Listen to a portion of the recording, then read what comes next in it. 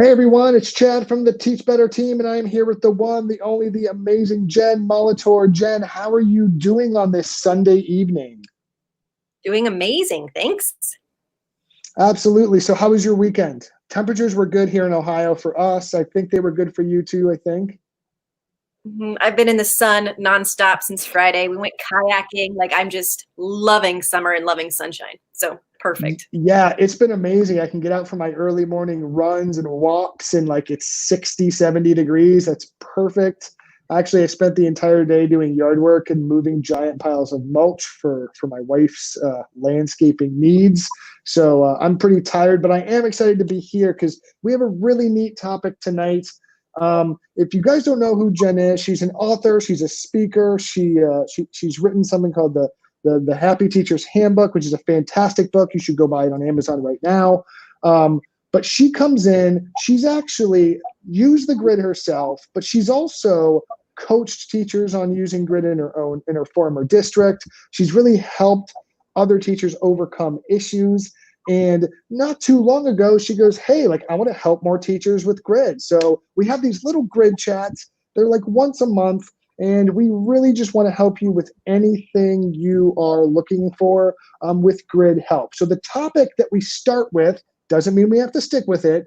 The topic that we're starting with tonight, Jen, is keeping engagement with grids. So like keeping grids engaging, making them engaging for students. And especially, I want to kind of put a twist on that in a remote setting or a live setting. How do we kind of keep grids engaged and engaging for students? So do you have any like initial thoughts on this topic you want to share?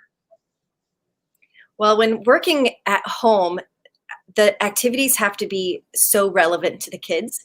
And I find that if you put activities that different than what you're going to do at school. So for example, if you're doing fractions, having students go around the house and find examples maybe of their pencils that they have or something in their shoe closet, something that can give examples of half and thirds and fourths, and then take a picture of it or draw, sketch, and submit that because that's relevant. They're going around the house to find it. It's kind of like fun to do a scavenger hunt. Yeah.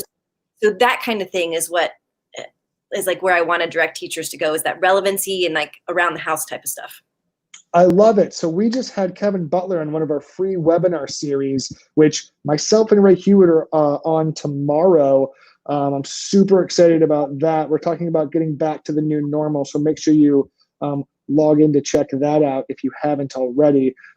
But you're absolutely right. We had Kevin Butler on that, and he had us do like a scavenger hunt as adults. And it was so much fun when he did his free webinar because he was like, find something yellow, find a blue pen, find this. And like, it was like a race to see who could get back to the camera again. And it was one of those things where like, even if it's on a grid, it doesn't mean you can't be engaging. It doesn't mean you have to default to that worksheet or that page out of the book, right? So one trick that I like to share with teachers is you can take almost any worksheet and make it a manipulative activity, or you can make it a kinesthetic or a card sorting activity. So most worksheets operate on DOK levels 1 or 2. Some of those higher level thinking ones might hit level 3. However, if you're looking at an activity and it's a matching where they have to draw the line to the word, you could easily send, packets of cards home that they can cut out and then play a matching game with, and then take a picture, like you said. I love the idea of taking pictures and submitting that, other than just like completing a Google form every time or things like that. I absolutely love that as just like a life hack, because I think you can do so much more. And every single student, most students have access to either their parents' phone or their own phone, or something to kind of snap that picture and send it in. And if they have Chromebooks, there's usually a camera built in too. So I think that's a great tip. Any other thoughts on additional things teachers can do to make their grids just more engaging, or maybe some things they should do while they're looking at their grid to make sure they're engaging? Well, aside from that relevancy piece, I'm so huge on making things matter to kids. They have to care about Awesome. it. And if my, particularly my son, like if he sees something about jelly beans and he has to add them together and find whatever, he's like, I don't know about that. But if it's something that has to go out, he's outside and I don't know, finding something out there that can represent something for math. He's way more in on that. One thing, to get the higher level questions in, to get that thinking in, whenever the kids have to justify or evaluate their thinking. So if they found an example and then maybe they found two and they said, this is my better example and this is why, we start to raise that rigor and that depth of knowledge a little bit. So that's kind of an easier, maybe we could call that a hack too, is just adding that justify and evaluate. 100%. 100%. Those. Yeah. So that's another. Yeah. Tweaking level 1 and 2 activities to make them higher level is one of my favorite things in the world. And I love that you mentioned that, right? So like if students think that work is redundant and unnecessary because they've already mastered it, they're going to burn out and they're going to be bored and there's no purpose anymore. They go, I've already learned this. Why do I need to do this? But if you create that productive struggle within reason, if you create that productive struggle with those higher level pieces, Monster Gaming 652, how you doing? They just signed in.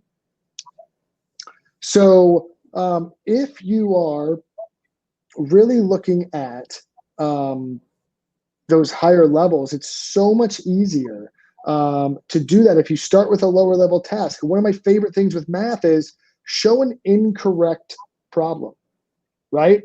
And then have them correct and justify their corrections to show the right problem. So you could take the same problem you gave at a DOK level 1 or level 2 on a grid and say, here's all the work, there's a mistake, find it, correct it, and then articulate why it was a mistake, right? Now all of a sudden I've raised the level of the thinking, I've made it more meaningful, and to your credit, having them justify, even with something like a Flipgrid video, right? So now I'm justifying my case for my answer using something like Flipgrid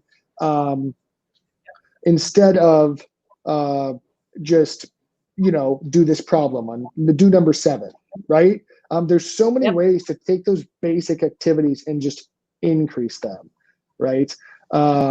Yeah, absolutely. Absolutely. So one of the tips that I generally give teachers that I want everyone to think about as they're making their grids, because I can't tell you how many teachers have emailed me and messaged me, even over the weekend. It's funny, like I have to respond to more emails over the weekend because it's when teachers are like out of their school and like out of their work hours. So like, finally I could, take this course or like ask this question. And then I get flooded on like Friday evening at like 10 p.m. with emails, but that's cool. And I love it because it's teachers taking steps to be better. Right. So I get all these emails. I don't know what next year is going to look like. And I think this is the thing that's going to make me shift to the grid method. I've gotten like at least 3 or 4 emails this weekend like that. And a lot of them just go, where do I start? Like, what should I start with? Or here's my grid. I don't know if it's any good. Can you look at it? And I love getting those emails.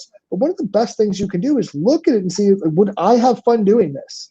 Like, would this be engaging for me as a person? Like, going through your grid with the lens of a student can be a really, really impactful thing. I really love your thoughts. I'd love to see if you have any more, just even in remote learning in general. Like, what are some other things we can do to just engage students? The real world relevancy is awesome. Finding those connections, getting them to go outside. What would be a first step a teacher could take if they're looking at their grid or looking at their lessons and it's just full of worksheets? Like, what would your tip be to a teacher that's like, I feel like I'm so far like down the level from the cool things Jen's talking about? Like, I feel lost. Like, what's the first thing they could potentially do you think? I think sometimes teachers have more creative ideas if they are teaching a lesson. Like, if you had one day to teach a lesson, what would you have the kids do? So, would it just be a worksheet, or would you be doing something else? If you had them there and you had a small group, what would you plan for a small group to do? And maybe even think of one small group that you had last year who was maybe your average, right? And who just was like ready to go every single day. Plan something for that small group. What would actually move them one step farther ahead in whatever that is in fractions? What would you have them do that you could monitor and be a part of? And then take that and see how you could adapt that into a learning opportunity for them in a box. Yeah, I really love, go ahead. So one thing that just kind of came to mind as you were talking, some kids look at a grid and they see all the boxes. So maybe for level 1, and they're like, oh, I've got to do this and this and this. And they're like, oh, I don't want to do all that. So I've had kids look at 1D, the last box, and say, okay, well, that's where you have to go. Can you figure that out? If you can, you're done with level 1. You have to prove that to me. So I just wanted to get that. That was just an idea I had as you were talking, that sometimes if you've got a lot of maybe redundant or worksheety type of things and the kids are like, oh, you've got to be kidding, you can pose it as a challenge. Say, you know what, figure that out. You're done with all of them. Yeah, I love that. That speaks to my soul from a mastery-based learning practice, right? Like, you're speaking to me, Jen. You're speaking to me.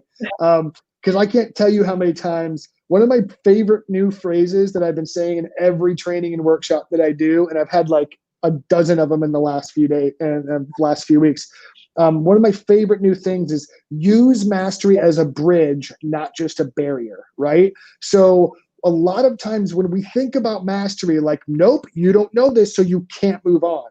Nope, you didn't get 80%, so you can't move on. So when we think about mastery learning, we only think about the negative aspects. We only think about the like almost the barrier focused aspects of, like, you can't get through here until you do X, Y, Z. However, if you get that student that's disengaging or not wanting to do the work, or whether it's live or in the classroom or in remote learning, one of the easiest things you can do is exactly what you just said. Sorry, I just pointed the wrong way because on the screen you're over here. So I'm like Brady Bunching you, right? Like, so, so one of the things that you can easily do is exactly what you said. You see 1D. If you can do that, I don't care if you do these other 3 things. If you can prove that you can do X, Y, Z right now, I can let you move on, because you don't need to do this practice. You don't need to do these activities. And that's another form of engagement, right? Like, keeping them in their zone of proximal development, not being redundant, allowing them to move forward when they can. Those are all also things that giving students a little bit of that freedom can also be super engaging for them. Because now that same student goes, wait, seriously, I don't have to do all that work? You mean I just have to learn this?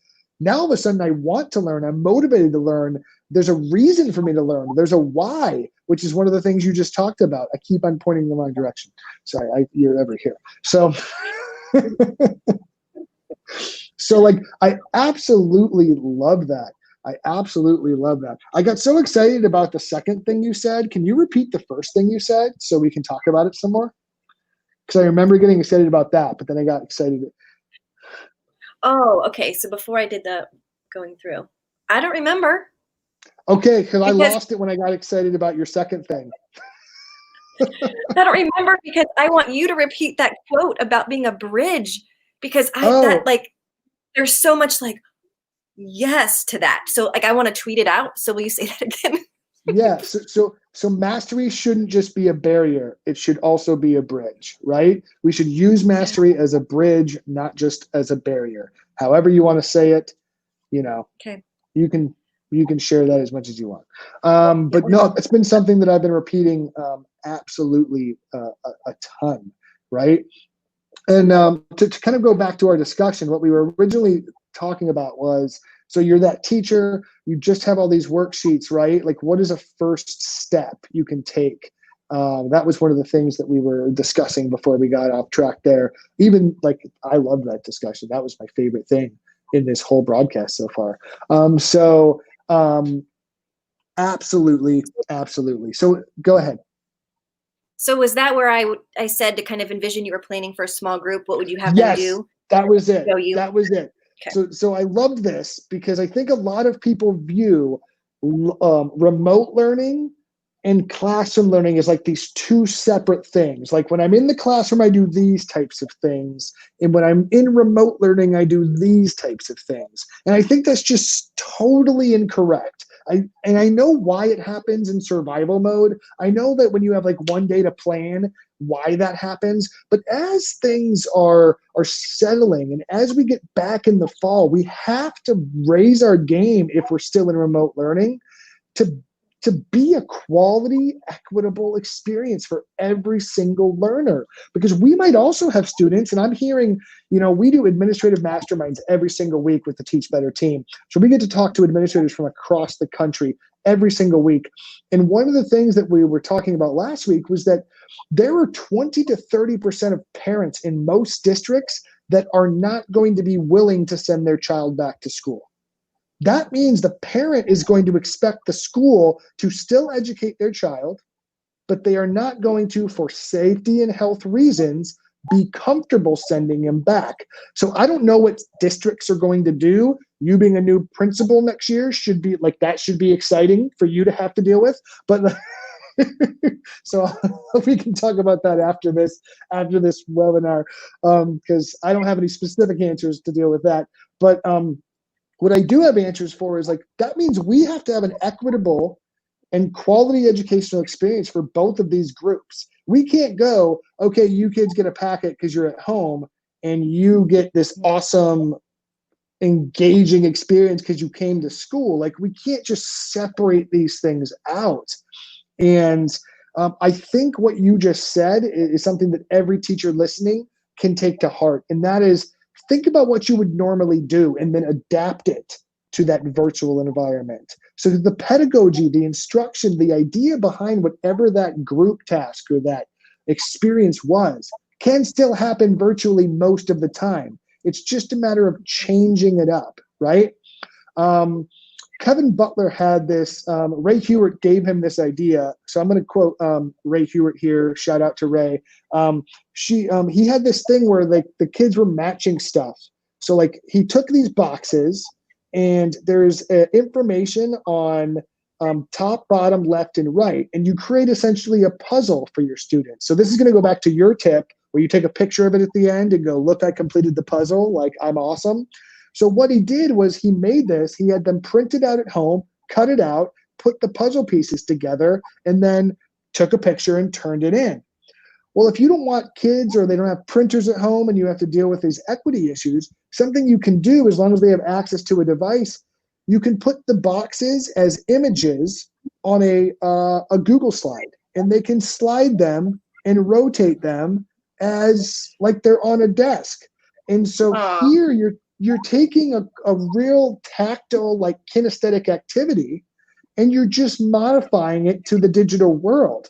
The value of that doesn't change. The experience of that is a little bit different, but it's still going to be a lot more helpful than just filling it in on a Google form or drawing lines on a worksheet, right? You're still getting the function of moving and things like that. So those are things I think about a lot is, if this was a good idea in the classroom, it's still a good idea. Why does that change if you're in a virtual setting, right? Right. I think it's just it's intimidating, right? It's different. We don't have any training on this. And so it becomes just this wall of, I don't know how to move past it. So yeah, I think these tips are awesome. And then, so another thing I was thinking, in the classroom, I always encourage pre-testing so that you know where to put the kid on the grid. And so if they're not there, pre-test, it's kind of well, I can't do the pre-test.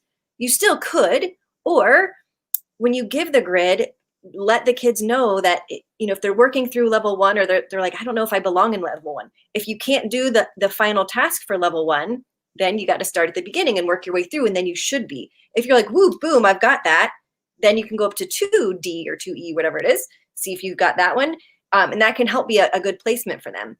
Because I know at school, my daughter did pre-tests, and then when she came home, it was all this sudden okay, we've got to put all this stuff online. And she's I think I already know how to do this. And I was well, so I went down the line of activities. I said, okay, we'll do this one.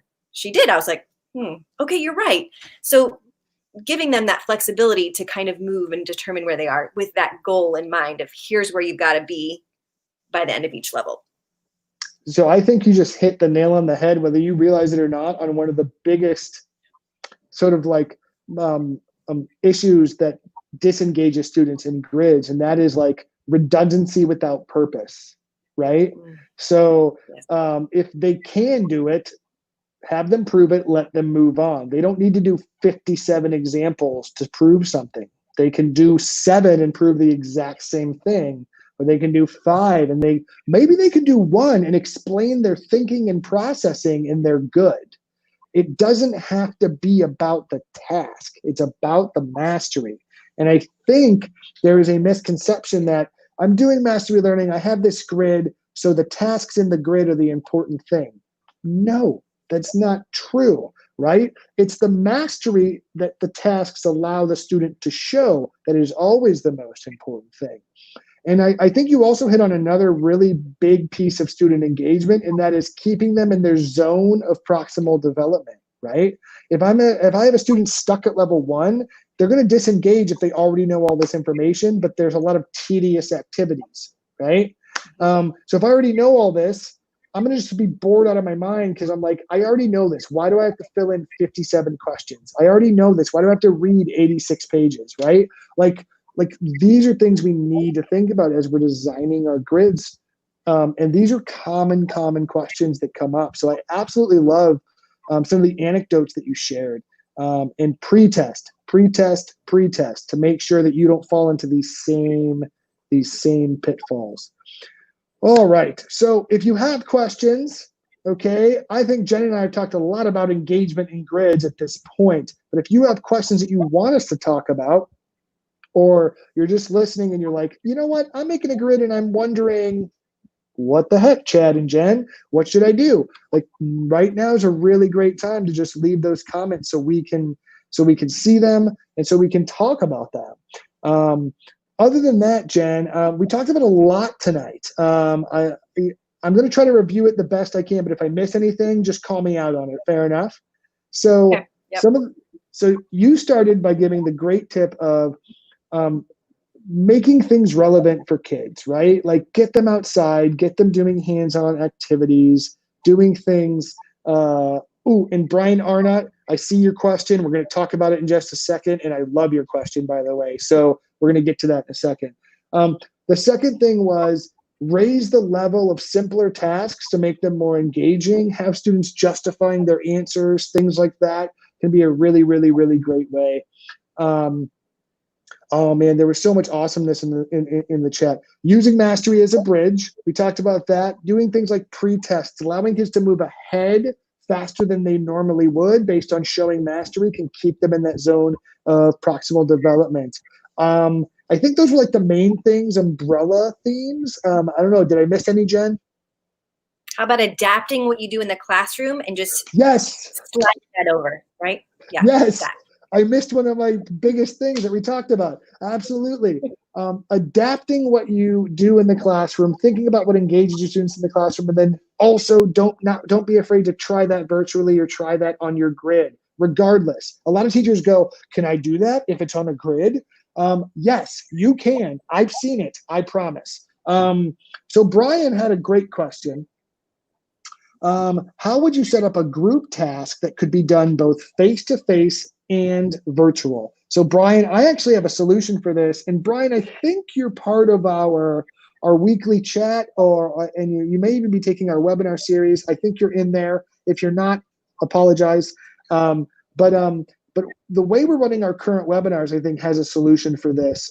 So we're doing a 4-week, 8-session grid method, essentially a workshop for participants. And we're also might do one again next month because we've had so much success and people keep asking to join. So don't tell anyone I said that, except for we're streaming this. So I guess it's okay. Sorry, I'm going to stop talking. So Brian wants to know how to do group activities. So Zoom has a really great feature called Breakout Rooms. Okay, Breakout Rooms.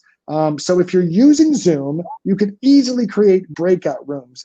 If you're using Google Hangouts, I believe you could set up smaller meetings and then assign them to students. I believe that would be something you could do. And then you could invite yourself to those meetings, so then you could moderate the different meetings and the chats and kind of go in and go out. But on Zoom, if you're using Zoom, a really cool way to do this would be you could literally have your classroom groups, and you could have kids on their Zoom call, in different rooms doing group work. And then if you're the teacher, you can actually move from room to room to room to room and check in on the students.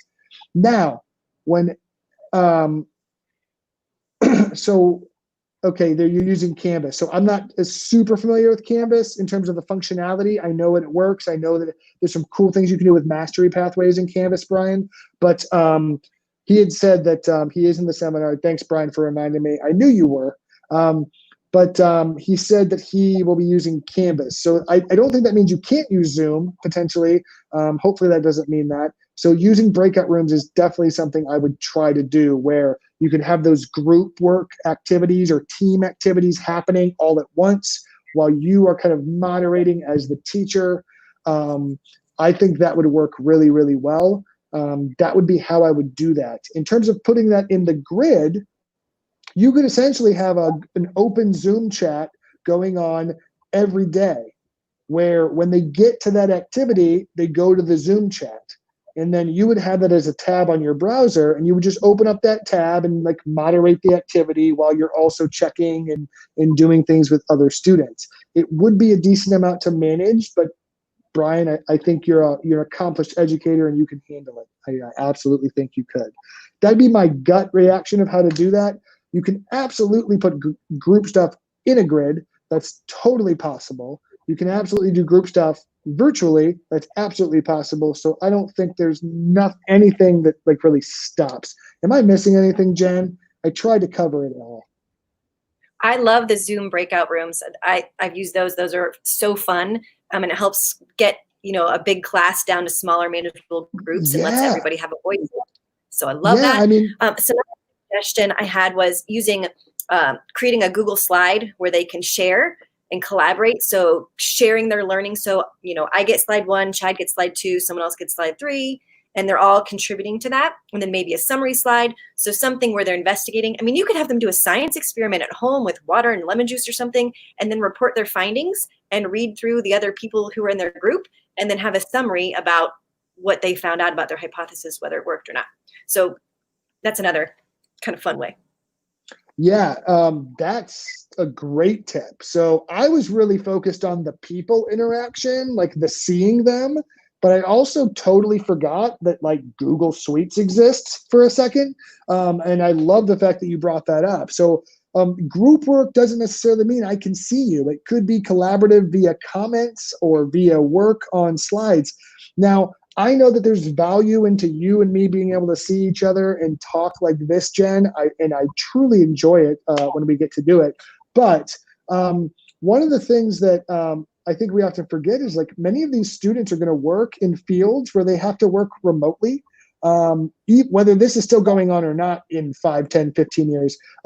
They're going to have to work in fields remotely, and they're going to have to collaborate with people in an office or at different centers where they're collaborating. So giving them the skills to kind of cohesively work on a document. So maybe some of them are in a classroom, maybe some of them are at home, but it doesn't matter because they're working on the same Google slide presentation. So I think that's a great solution. And I'm a little jealous I didn't think about it first. So kudos, buddy. Like that's, I totally missed that one. That was awesome. Zoom is awesome. So, even with writing, I did a writing club for remote learning with middle schoolers. You can even have them peer edit. So somebody writes a story, they share it with Susie. Susie adds comments. You teach them how to do the comments, and then you can resolve the comments and use that feedback. So that's what I would do as the instructor. But I mean, that's another way to facilitate, because learning is collaborative. That's one piece I feel like that was missing huge with remote learning, is that kids just sit and they do their work on their own, and it should be so interactive with us, with other kids. So I would bring that in as much as possible to help. And that's also going to get more accountability and engagement because, Susie's waiting for me to put comments on her paper, Oh, you know what? I think you just kind of highlighted a takeaway message to kind of close out this discussion. And that is, what's engaging as a teacher. Students collaborating, real world connections, interactive activities, active learning opportunities. These are all things that we know we want in our classrooms. These are all things that we know students want in our classrooms. And I think from a takeaway message standpoint, to kind of close out this discussion, I think one of the biggest things is that just because you're doing a grid doesn't mean any of those things should go away. You should still have collaboration. You should still have all these pieces. Just because you're in remote learning and doing a grid doesn't mean those things should go away. They should totally still be there. So I love that you brought that up. We know what beautiful learning looks like, and that shouldn't change regardless of the medium or connection that we're having to students, whether it's live or whether it's remote, right?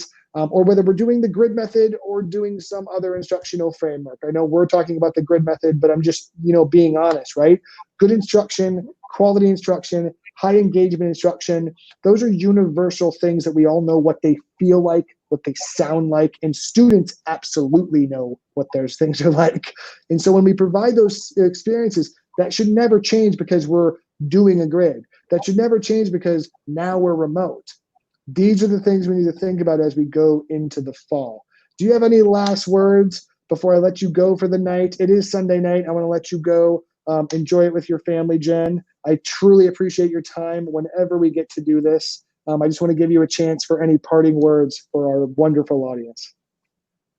So I would just leave you with 2 words. So when you are faced with an obstacle or you're like, ooh, this is what we were going to do in the classroom, I'm not sure how to make this work. Just think to yourself, ooh, how? Yes, how? How can I make it work? So instead of stopping, just go with the how piece and brainstorm how you can get around to making that remote. So it's easy. Absolutely. How? Stop and ask how. That's a great way to end this conversation. So I hope you guys, everyone, enjoyed this. Hope you have a fantastic rest of your weekend. What little bit is left.